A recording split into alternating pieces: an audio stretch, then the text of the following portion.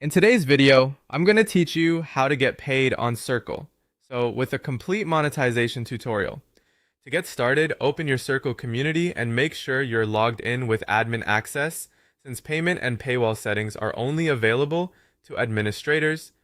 Once you're inside, click your community name or logo, then go to Paywalls.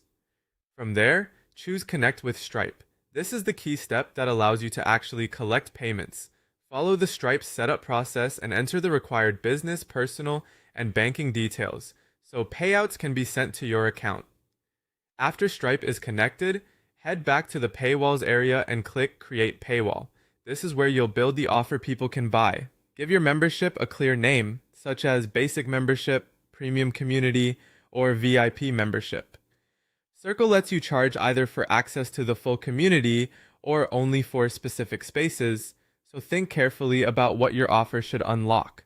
Next, set your pricing by selecting Add Price. You can choose a one-time fee, a recurring subscription, or installments. If you choose a subscription, you can decide how often members are billed, such as monthly, quarterly, or annually.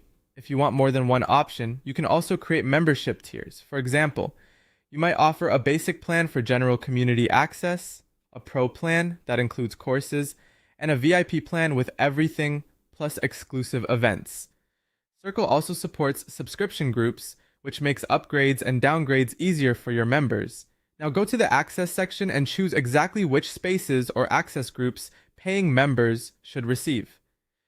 This part is important because your paid content needs to be properly protected. If a member buys a premium plan, make sure only that plan unlocks your premium discussions, exclusive course areas, VIP events, or downloadable resources. From there, customize your checkout page. You can add a membership description, explain the benefits, include testimonials or callouts, adjust pricing options, and choose checkout imagery. The goal here is to make the offer clear and appealing so buyers immediately understand what they're getting. If you want, you can also enable a trial period